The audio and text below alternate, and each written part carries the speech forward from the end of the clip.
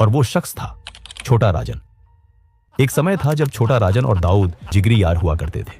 मुंबई पर दोनों का राज था, लेकिन 1993 के बम धमाकों ने इस दोस्ती में दरार डाल दी।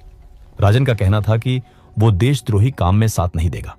वो दाऊद से अलग हो गया और खुद को देशभक्त डॉन कहने लगा। दाऊद ने इसे गद्दारी माना और राजन के खून का प्यासा हो गया। साल 2000 में बैंकॉक में दाऊद के शूटरों ने राजन पर जानलेवा हमला किया था। पिज्जा डिलीवरी बॉय बनकर आए शूटरों ने हॉस्पिटल में एडमिट राजन को गोलियों से छलनी कर दिया था, लेकिन राजन किसी तरह खिड़की से कूदकर भाग निकला। उस दिन के बाद से राजन सिर्फ एक ही मकसद के लिए जी रहा था, दाऊद की मौत। डोभाल जानते थे कि दुश्मन का दुश्मन दोस्त होता है। प्लान तैयार किया गया। यह एक ऐसा कोवर्ट ऑपरेशन था जिसकी भनक सरकार के भी बहुत कम लोगों को थी। तय यह हुआ कि दाऊद को मारने के लिए छोटा राजन के सबसे बेहतरीन शार्प शूटरों का इस्तेमाल किया जाएगा। अगर वो पकड़े भी गए